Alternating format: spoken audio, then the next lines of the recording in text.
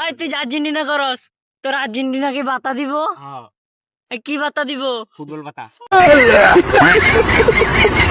এটা আবার কেমন? এটা খেলার উপরে বুঝছিস, নির্ভর করো খেলার উপরে। নির্ভর করে খেলার উপরে।